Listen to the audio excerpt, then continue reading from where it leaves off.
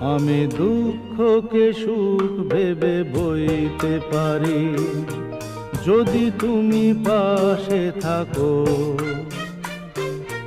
দৈন্যকে হাসি মুখে সইতে পারি যদি তুমি পাশে থাকো।